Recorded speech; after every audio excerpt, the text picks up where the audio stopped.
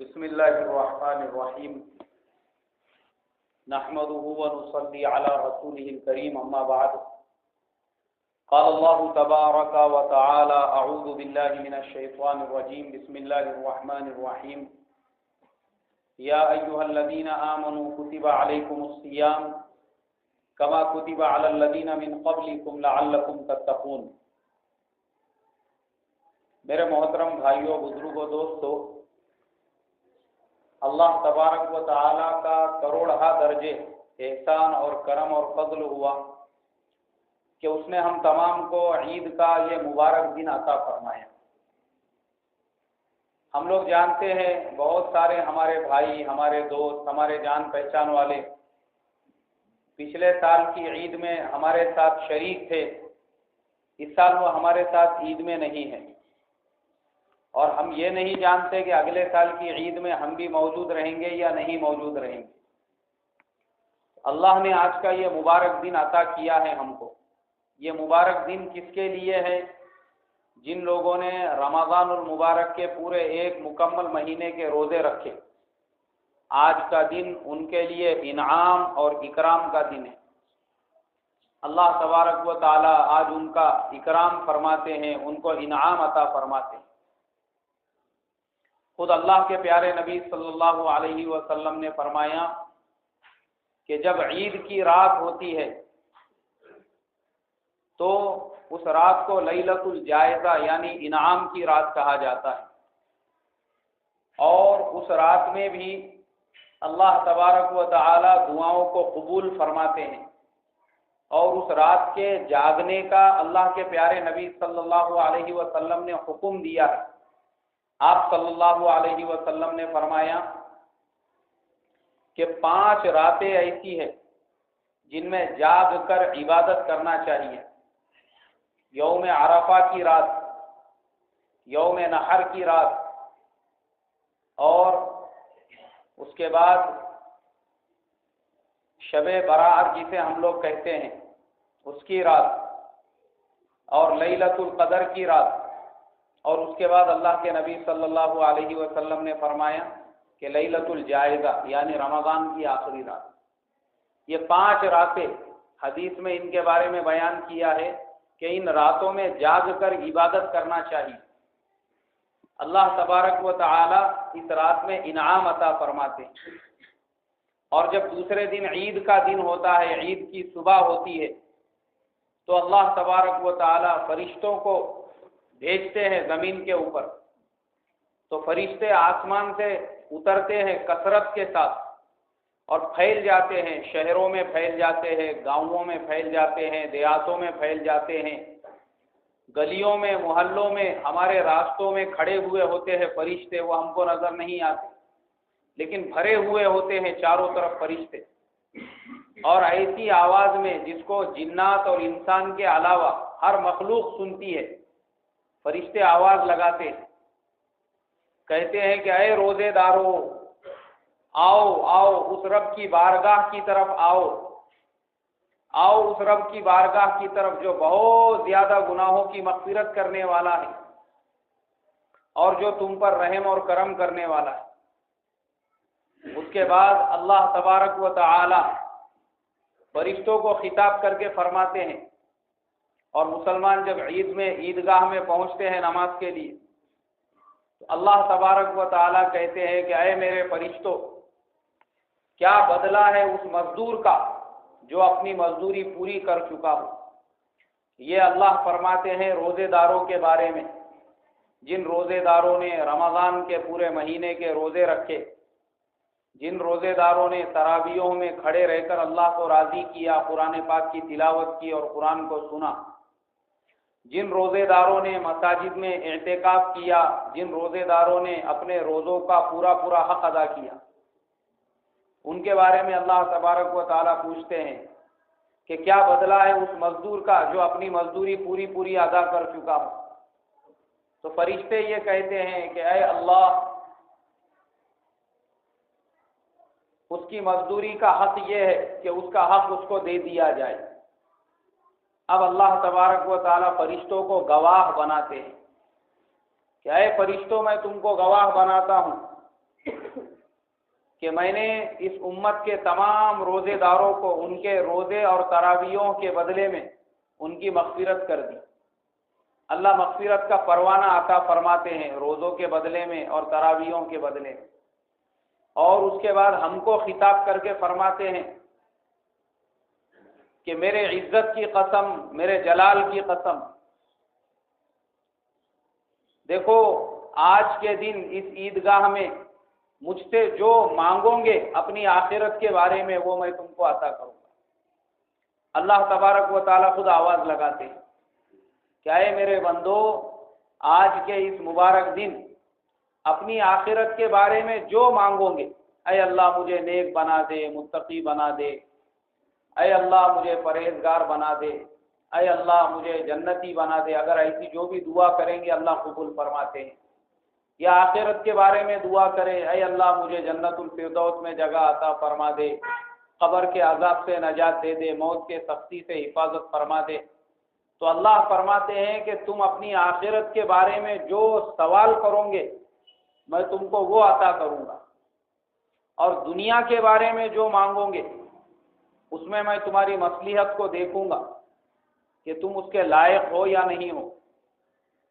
اس لیے کہ اللہ تبارک و تعالی اپنے ہر بندے کو اتنا ہی دیتے ہیں جتنی پچانے کی اس کے اندر کیپیسٹی ہوتی ہے، اس کے طاقت سے زیادہ اس کو نہیں دیتے۔ اسی لیے قرآن میں کہا ہے ربنا ولا تحملنا ما لا طاقت لنا به، اللہ اتنا ہی دیتے ہیں جتنا آدمی بوجھ اٹھا سکے، ورنہ آدمی میں طاقت نہیں ہے بوجھ اٹھانے کی، اور وہ دعا کر رہا ہے کہ اے اللہ مجھے سوسائٹی کا چیئرمین بنا دے، تو اللہ تعالیٰ جانتے ہیں کہ یہ سوسائٹی کا چیئرمین بنے گا تو اپنا ہی گھر بھرے گا، کسی کا کچھ بھلا نہیں کرے گا، تو اللہ تعالیٰ اس کو چیئرمین نہیں بناتے۔ کوئی اگر دعا کرے اے اللہ مجھے بنگلے والا بنا دے، اللہ جانتے ہیں اس کو بنگلہ دے دیے تو اس کے بعد مسجد کی طرف جھانک کر بھی نہیں دیکھیں گا، اس کے لیے اللہ بنگلے والا نہیں بناتے۔ کوئی اگر یہ دعا کرے کہ اے اللہ مجھے کروڑ پتی بنا دے، دنیا دار بنا دے، تو اللہ دیکھتے ہیں اس کی استطاعت ہے یا نہیں ہے۔ تو جتنا اللہ تبارک و تعالیٰ فرماتے ہیں کہ تمہاری مصلحت کو دیکھوں گا۔ اسی لیے واقعہ لکھا بزرگوں نے کہ ایک مرتبہ ایک اللہ والے راستے سے جا رہے تھے، دھوپ تھی، تھوڑے دور وہ راستے میں گئے تو انہوں نے دیکھا کہ سامنے سے ایک شرابی آ رہا ہے اور وہ ایک دم فل نشے میں ہے، اس کو کوئی ہوش نہیں ہے۔ تھوڑا آگے آیا وہ شرابی تو اس کو راستے میں ایک ہیرا پڑا ہوا ملا۔ وہ اللہ والے بھی تھوڑے دوری پر تھے لیکن وہ شرابی قریب تھا، اس نے جیسے ہی وہ ہیرا دیکھا اس نے جھک کے اٹھا لیا، تو وہ اللہ والوں نے دیکھ لی کہ شرابی کو شراب پینے کے باوجود، نشے کے باوجود اللہ تبارک و تعالیٰ نے ایک ہیرا عطا فرمایا۔ بہت خوش ہوا وہ شرابی اور ہیرا لے کے نشے کی حالت میں اپنے گھر کی طرف روانہ ہو گیا، اور اللہ والے تھوڑا آگے چلتے رہے اسی خیال کے اندر کہ شرابی آدمی، اس کے اوپر اتنا بڑا انعام اور کرم ہوا اللہ کی طرف سے کہ اس کو ایک ہیرا مل گیا۔ ابھی یہ سوچ ہی رہے تھے کہ ان کے پیر کو ٹھوکر لگی پتھر کی، ناخن اکھڑ گیا، خون بہنے لگا، تو تل ملانے لگے اور بالکل ان کی آنکھوں سے آنسو جاری ہو گئے اور بیٹھ گئے زمین پہ، تو خون بہنے لگا۔ مٹی وغیرہ اٹھا کے اس کے اوپر ڈالی انہوں نے، تو اور ان کے لیے ایسا ہو گیا جیسے جلتے پہ تیل ڈالے جیسا کہ شرابی کو ہیرا ملا۔ اب انہوں نے اللہ تبارک و تعالیٰ سے شکایت کی اور کہا کہ اے اللہ، اچھا تیرا انصاف ہے کہ شرابی آدمی اس کو تو ہیرا ملا، اور میں تیرا مقبول بندہ، میں نے آج تک کبھی تہجد کی نماز نہیں چھوڑی، کبھی میں نے تکبیر اولیٰ کو نہیں چھوڑا، کبھی میں نے تیرے ناراضگی والا کوئی کام نہیں کیا، اور ہمارے ساتھ میں یہ معاملہ کہ ہمارا تم نے ناخن اکھاڑ دیے۔ اب وہ بھی اللہ والے پہنچے ہوئے تھے، ان کو آواز آئی غیب سے، اللہ تبارک و تعالیٰ نے ان سے یہ کہا کہ اے میرے بندے، یہ جو شرابی ہے ہم نے اس کے تقدیر میں بادشاہت لکھی ہوئی تھی، مگر میں تم سے یہ پوچھتا ہوں کہ بتاؤ یہ بیچارہ خود کو نہیں سنبھال سک رہا تو بادشاہت کو کیا سنبھالے گا؟ خود کا بیلنس سنبھالنے کی اس کے اندر طاقت نہیں ہے. اب اس کو اگر اللہ بادشاہت دیں گے تو سنبھالیں گا بادشاہت کے نظام کو؟ نہیں سنبھالیں گا. اس لیے ہم نے اس کے مقدر کی بادشاہت چھین کر اس کے بدلے میں اس کو ایک ہیرا دے دی. اور تمہارے مقدر میں تھا کہ گھٹنے سے تمہارا پاؤں ٹوٹنے والا تھا ابھی تھوڑی دیر کے بعد میں، لیکن ہم کو رحم آیا تمہارے اوپر کہ پھر تم تہجد میں کھڑے نہیں ہو سکیں گے، اس لیے ہم نے تمہارے تقدیر میں سے وہ گھٹنے سے ٹوٹنے کو کٹ کر کے اس کی جگہ پہ خالی ناخن کے اکھاڑنے کا لکھ دی کہ نہیں گھٹنا ان کا مت توڑو، پیر مت توڑو، ناخن اکھاڑ دو اس کے بدلے میں، بس یہ کافی ہے. تو وہ اللہ والے اسی وقت سجدے میں گر گئے اور کہنے لگے کہ بے شک اے اللہ تیرا جو نظام ہے اس کو کوئی نہیں سمجھ سکتا. تو اس کے لیے اللہ تبارک و تعالی نے جس حال میں بھی ہم کو رکھا ہے ہم نے اللہ کا شکر ادا کرنا چاہیے. تو اللہ ہر ایک کو جو دیتے ہیں تو وہ دیکھتے ہیں یہ آدمی اس بوجھ کو اٹھا سکتا ہے یا نہیں.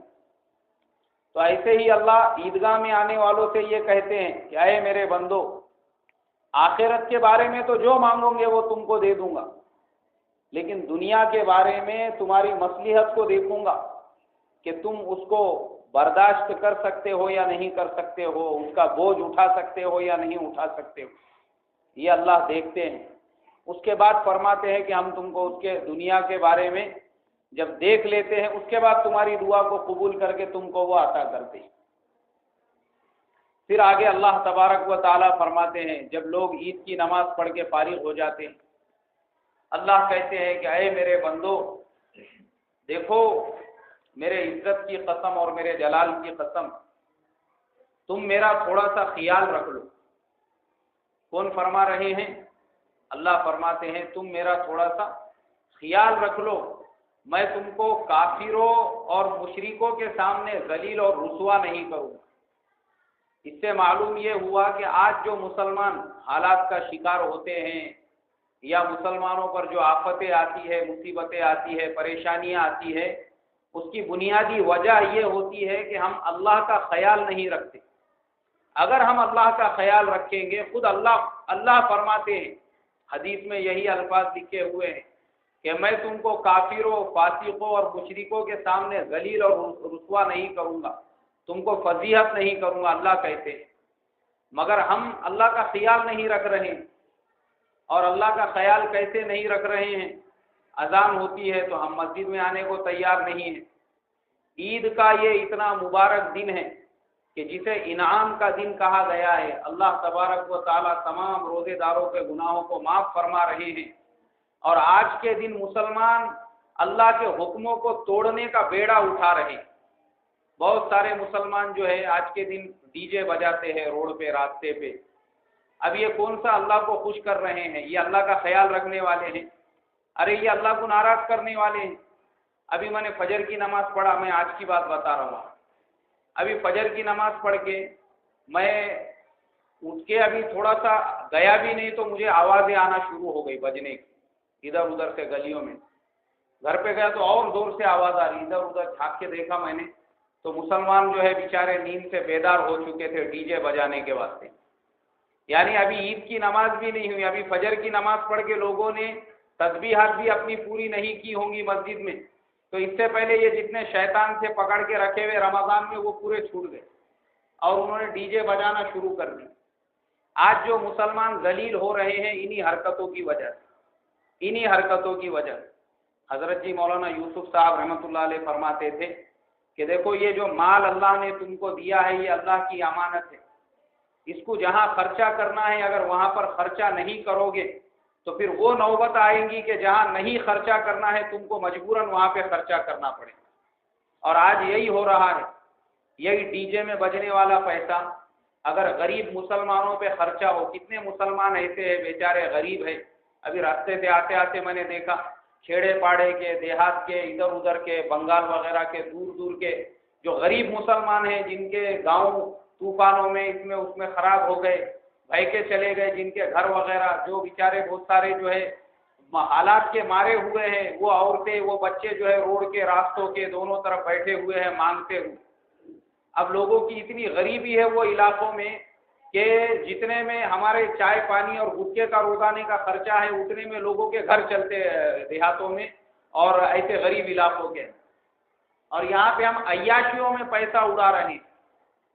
یہی پیسہ اگر وہ غریبوں پہ خرچہ ہوگا تو بولو کتنوں کی دعا لگیں گی، کتنوں کے یتیموں کے بدن کے اوپر جو ہے عید کے دن نئے کپڑے آئیں گے، کتنی بیواؤں کی ہم کو دعائیں ملیں گی، مگر ہم دعا لینے کے لیے تیار نہیں ہیں۔ ہم تو شیطان کو خوش کرنے کا ہم نے آج بیڑا اٹھایا ہوا ہے۔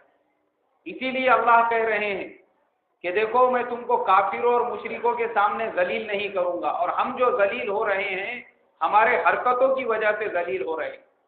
اتنا مبارک دن جس دن اللہ نے ذمہ داری لی ہے، وہ اعلان فرماتے ہیں عیدگاہ سے جانے والوں کے لیے، کیا ہے عیدگاہ میں جانے والوں، میں نے تمہارے سارے گناہوں کو معاف کر دیا، اب تم بخشے بخشائے اپنے گھروں کو چلے جاؤ۔ تو یہ بیچارے اپنے گناہ بخشوانے کے لیے تیار ہی نہیں ہے، ان کو فکر یہ ہے کہ ابھی ابھی گناہوں سے دھلے ہوئے ہیں تو واپس سے گناہوں کی گندگی میں کیسے جائے۔ تو عیدگاہ سے نکلتے ہی، مسجدوں سے نکلتے ہی فوراً یہ لوگ ڈی جے پہ پہنچ جاتے ہیں۔ یہ ہمارا کام نہیں ہے میرے محترم بھائیوں بزرگوں دوستوں، یہ مسلمانوں کا کام نہیں ہے، اور ہم کو غیروں سے کوئی کمپٹیشن نہیں کرنا ہے۔ کچھ مسلمانوں سے پچھلے سال میری بات ہوئی، وہ بولنے لگے کہ نہیں، بولے ہم لوگ یہ غیروں کو دکھانے کے لیے کرتے ہیں۔ تو غیروں کو تمہارے اخلاق دکھاؤ نا، تمہارے نبی نے تم کو کیسے اخلاق دے کر گئے کہ تمہارے نبی کے راستے میں غیر لوگ کانٹے بچھاتے تھے تو بھی وہ ان کو دعائیں دیتے تھے۔ تمہارے نبی نے غیروں کو یہاں تک ان کے ساتھ میں حسن سلوک کا معاملہ کیا کہ بعض موقعوں پر غنیمت کے مال میں سے ان کے بھی غریبوں کے اوپر کچھ مال کو تقسیم کیا۔ یہ اخلاق دکھائے ان کو اپنے۔ ہمارے نبی صلی اللہ علیہ وسلم نے جن غیروں نے آپ کے سگے چچا حضرت حمزہ کو شہید کیا تھا ان کو معاف کر دیا۔ غیروں کے ساتھ یہ سلوک کیا، آپ نے کبھی کمپٹیشن نہیں کیا غیروں کے ساتھ، بلکہ تاریخ کو اور سیرت کو ہم اٹھا کر دیکھیں گے تو اللہ کے نبی نے جتنی جنگیں بھی لڑی ہے، جتنے غزوات بھی آپ نے لڑے ہیں، وہ سب ڈیفینس میں لڑے ہیں، اٹیکنگ ایک بھی نہیں ہے اس کے اندر کہ آپ پہلے باہر نکلے اور پھر آپ نے کافروں پہ حملہ کیے۔ پوری تاریخ اٹھا کر دیکھو۔ ڈاکٹر مائیکل ایچ ہارٹ نے ایک کتاب لکھی ہوئی ہے دا 100، اس کے اندر انہوں نے یہ لکھا ہے کہ مجھے حیرت ہوتی ہے یہ سوچ کر کہ حضرت محمد صلی اللہ علیہ وسلم نے اپنی 23 سالہ جو زندگی ہے، وہ پوری زندگی میں جتنی جنگیں آپ نے لڑی اس میں صرف 918 لوگ قتل ہوئے۔ کتنے لوگ قتل ہوئے؟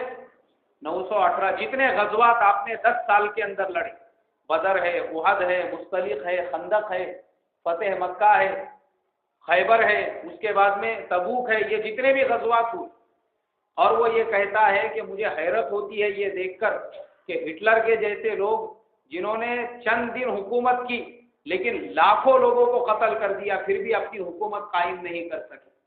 اور وہ کیا بات ہوں گی پروفٹ محمد صلی اللہ علیہ وسلم نے کہ انہوں نے صرف 23 سالہ نبوت ان کو جو ملی تھی، نبوت کے بعد کی زندگی صرف 23 سالہ زندگی تھی، وہ 23 سالہ زندگی میں انہوں نے محنت کی، اور جو جنگیں لڑی وہ اپنے بچاؤ کے لیے لڑی کہ بدر میں پہلے وہ نکلے پھر آپ کو باہر نکلنا پڑا، احد میں وہ پہلے آ گئے، مدینے تک آ گئے، بالکل مدینے کے سامنے احد پہاڑ ہے تو آپ کو باہر نکل کے اپنا بچاؤ کرنا پڑا۔ خندق میں وہ آئے، انہوں نے آ کے پورے مدینے کا محاصرہ کیا، آپ ان کے باہر نکل کے آپ نہیں لڑے ہوں۔ تو ہمارے نبی کے یہ اخلاق ان کو دکھاؤ۔ میں نے اس نوجوان سے یہ کہا ہمارا کام نہیں ہے کمپٹیشن کرنا کہ لوگ ان کے تہوار میں گاتے ہیں بجاتے ہیں، یہ ہمارا کام نہیں ہے ان کو بتانے اور دکھانے کا، بلکہ ہمارا کام ہمارے اخلاق ان کو دکھانے کا ہے، ہمارے اخلاق ان کو بتانے کا۔ تو ہم یہ اعمال کر کے آج کا جو دن ہے ہم اپنے پورے نیکیوں کو برباد کر رہے ہیں۔ یہ ڈی جے بجانا اور ناچنا اور گانا، یہاں تک کہ بہت سارے نوجوان آج کے دن ایسی ایسی حرکتیں اور ایسے ایسے کام کرتے ہیں کہ اللہ تبارک و تعالی امت محمدیہ کی اس سے حفاظت فرمائے۔ وہ بولنے جیسی باتیں بھی نہیں۔ اللہ کو یعنی اللہ تبارک و تعالی جو کہہ رہے ہیں حدیث میں جو آپ نے فرمایا کہ اے میرے بندو ذرا میرا خیال رکھ لو، ہم خیال نہیں رکھتے اللہ کا۔ جب اللہ کا ہم خیال نہیں رکھتے تو پھر اللہ نے بھی ہمارا خیال رکھنا چھوڑ دیا، اسی لیے پھر ہم حالات کا شکار ہوتے ہیں، اسی لیے ہم پریشان ہوتے ہیں، اسی لیے در بدر کی ٹھوکریں کھانے کی نوبتیں آتی۔ اللہ نے مسلمانوں کے ہاتھوں سے حکومتیں کیوں چھینا؟ یہی ڈی جے بجانے کی وجہ سے، ورنہ جب تک ڈی جے بجانے والے بادشاہ آئے نہیں تھے اس وقت تک پورے ہندوستان پہ مسلمانوں کی حکومت تھی۔ 800 سال تک مسلمانوں نے ہندوستان پہ حکومت کی، 8 مہینے تک نہیں، کتنے سال تک؟ 800 سال تک مسلمانوں نے حکومت کی، اور کئی خاندانوں نے حکومت کی ہے۔ سب سے پہلے شہاب الدین غوری ہندوستان میں حکومت کی، جنہوں نے بنیاد رکھی۔ محمود غزنوی وہ تو آئے تھے، 2-4 مرتبہ آئے، انہوں نے جنگیں کی، واپس چلے گئے، یہاں حکومت نہیں کی۔ لیکن مسلمان اسلامی حکومت کی اور مسلمان بادشاہ کی جو پہلی حکومت ہندوستان میں قائم ہوئی وہ شہاب الدین غوری اور محمد غوری دونوں بھائیوں نے حملہ کیا تھا، اور پرتھوی راج چوہان کے ساتھ ان کی جنگ ہوئی تھی پانی پت کے میدان میں، تو انہوں نے پرتھوی راج چوہان کو شکست دے دی اور پہلی اسلامی سلطنت کی جو ہے بنیاد رکھی ہندوستان کے اندر۔ پھر غوری خاندان آیا، خلجی آیا، تغلق آیا، ایبک آیا، ان کے بعد مغل آئے، اور پھر مغلوں نے اس ملک میں حکومت کی۔ ایسے ٹوٹل پورے مسلمانوں کا اگر ہم نے حساب کیے تو 800 سال تک مسلمانوں نے اس ملک پر حکومت کی۔ لیکن وہ بادشاہ کیسے تھے؟ وہ ڈی جے بجانے والے بادشاہ نہیں تھے، وہ بادشاہ آئے تھے ظہیر الدین محمد بابر، جو مغل سلطنت کے جو بانی تھے، جنہوں نے ہندوستان میں مغل سلطنت کی بنیاد رکھی تھی۔ انہوں نے اپنی پوری زندگی میں کبھی تہجد کی نماز قضا نہیں کی تھی۔ وہ بادشاہ کیسے تھے؟ وہ واقعہ لکھا ہوا ہے، حضرت قطب الدین بختیار کاکی رحمۃ اللہ علیہ کا جب انتقال ہوا تو وصیت کی انہوں نے کہ میری نماز جنازہ وہ آدمی پڑھائے جس نے پوری زندگی میں کبھی تہجد قضا نہیں کی ہو، جس کی پوری زندگی میں کبھی عصر کی سنتیں قضا نہ ہوئی ہو، جس نے پوری زندگی میں کبھی کسی اپنی ماں، بہن، بیٹی اور بیوی کے علاوہ چوتھی عورت، پانچویں عورت کو نہ دیکھا ہو۔ یہ شرطیں رکھی انہوں نے۔ حضرت قطب الدین بختیار کاکی رحمۃ اللہ علیہ نے تو 3 دن تک جنازہ تھا، نماز جنازہ پڑھانے والا کوئی آگے بڑھنے کے لیے تیار نہیں تھا۔ تو پھر اس وقت کے جو بادشاہ تھے وہ بادشاہ آگے بڑھے، اور اس کے بعد انہوں نے یہ کہا، وہ حضرت قطب الدین بختیار کاکی رحمۃ اللہ علیہ کے شاگرد تھے، وہ کہنے لگے کہ اے بادشاہ، اے اللہ والے، میں سمجھ گیا ہوں کہ تم نے کس کو نماز جنازہ پڑھانے کے لیے کہا ہے، تم نے مجھے کہا ہے۔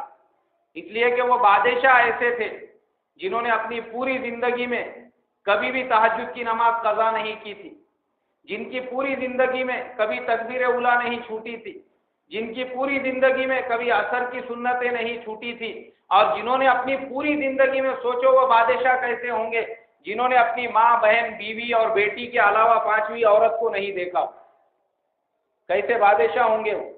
تو جب مسلمانوں میں ایسا تقویٰ تھا، مسلمانوں کی زندگیاں ایسی تھی، تب اللہ نے حکومتیں دی تھی۔ اور کتنے مسلمان تھے وہ؟ آج تو مسلمانوں کا پرسنٹیج 20% سے زیادہ ہے اس ملک میں۔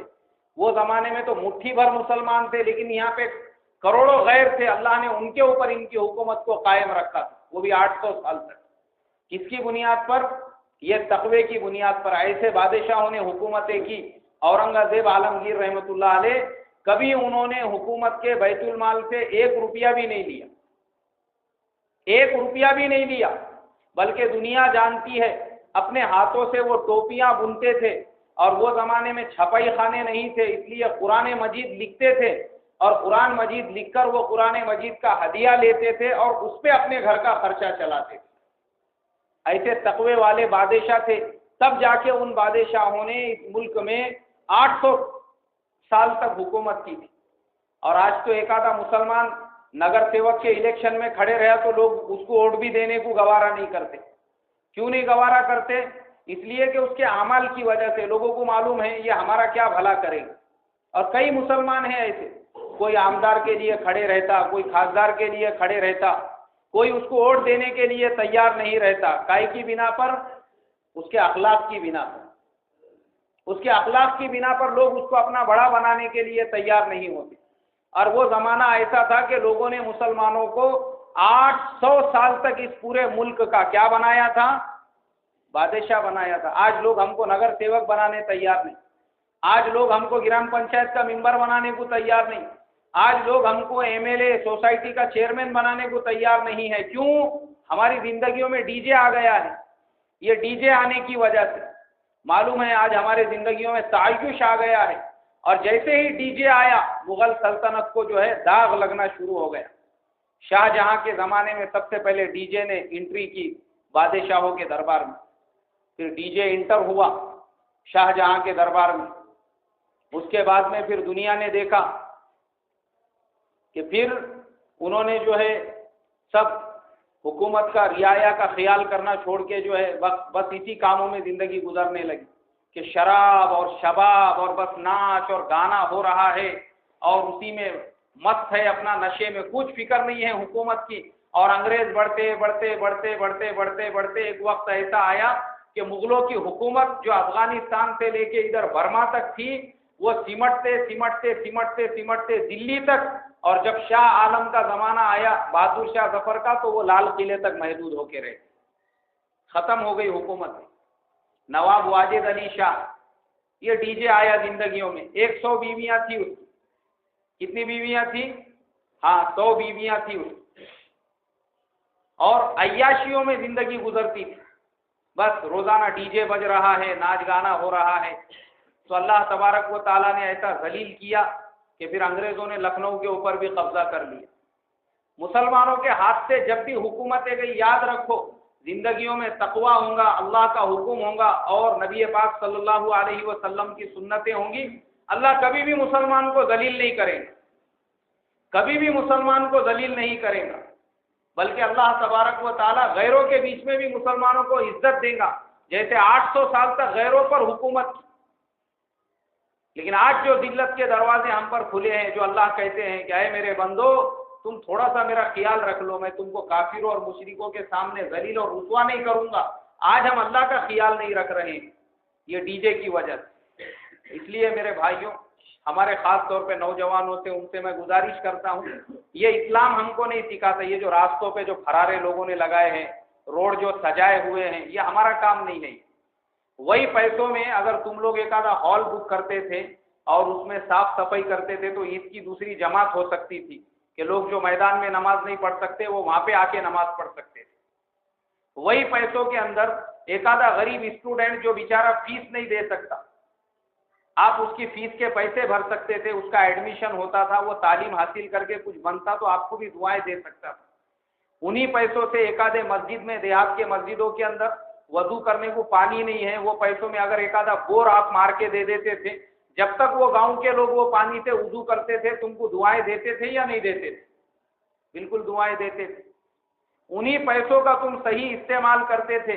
کئی گاؤں ایسے ہیں بیچارے مسجدوں والوں کے پاس چھت کے لیے پیسے نہیں ہے اوپر ڈالنے. آپ دیہاتوں میں جا کر دیکھو، ہم لوگ شہروں میں رہتے ہیں اس لیے ہم کو سمجھ میں نہیں آتا، لیکن ہم جائزہ لیں گے امت کا کیا حال ہے. آندھرا پردیش کے اندر قادیانیت اور مسیحیت کی محنت اتنے زور سے مسلمانوں میں چل رہی ہے کہ مسلمانوں کے گھر کے گھر قادیانی اور مسیحی بن رہے ہیں. کائے کی وجہ سے؟ غریبی کی وجہ سے. لوگوں کے پاس کھانے کو پیسہ نہیں ہے. اور میں یہ کسی کتاب میں پڑھے ہوا یا کسی مولانا کے بیان میں سنے ہوا نہیں سنا رہا آپ کو، یہ خود میں نے اپنی آنکھوں سے دیکھا. ہم لوگ گشت میں تھے، مقامی رہبر تھا ہمارے ساتھ میں، ایک بستی میں گئے ہم لوگ. وہاں پہ جا کے اب جب ہم گئے تو وہ ساتھی مجھے کہنے لگا راستے میں، بولے جس سے اپن ملاقات کے لیے جا رہے ہیں ان کی نوعیت یہ ہے کہ وہ پورا گھرانہ پہلے مسلمان تھا لیکن کرسچنوں نے ان کو گھر بنا کر دیا، ان کے بچوں کی کالجز کی فیسز دی اور ان کو جو ہے کاروبار وغیرہ کرنے کے لیے پیسہ دیا، تو وہ پورا گھرانہ مسیحیت میں کنورٹ ہو گیا. ان کو جا کے دین کی بات کرنا ہے. اب وہاں پہ جب ہم پہنچے تو ان کے گھر پہ ایسا صلیب لگا ہوا، گھر کے اندر تصویریں لگی ہوئی. یہ حال ہے میرے محترم بزرگوں. ہم کو کیا معلوم ہے، ہم یہاں شہر میں ہیں، پیسے کی کیا بولیں گے اس کو، جو گرمی ہے ہم کو وہ پیسے کی گرمی سدھرنے نہیں دے رہی. ورنہ یاد رکھو اللہ کا کبھی عذاب آتا ہے نا تو اللہ تبارک و تعالیٰ کے عذاب میں خالی برے لوگ نہیں جاتے بلکہ سب سر سگڑ جیسے جواری کے ساتھ جو کیڑے رہتے وہ بھی گھسے جاتے، ویسے ہی اللہ کا جب عذاب آتا ہے تو سب کے اوپر ایک سا آتا ہے. اللہ مجھے اور آپ کو معاف کرے، کہیں خدا نہ کرے کہ یہی ڈی جے ہمارے اوپر زلزلے اور اللہ کی ناراضگی اور اللہ کے عذاب کے آنے کا ذریعہ نہ بن جائے. کریں گے بھائی اس کی فکر؟ اللہ مجھے آپ کو نیک اعمال کی توفیق عطا فرمائے اور یہ تمام لغویات سے اور شیطانی اعمال سے میری، آپ کی اور پوری امت کی حفاظت فرمائے. 2 منٹ میں نماز کا بھی طریقہ بتا رہا ہوں.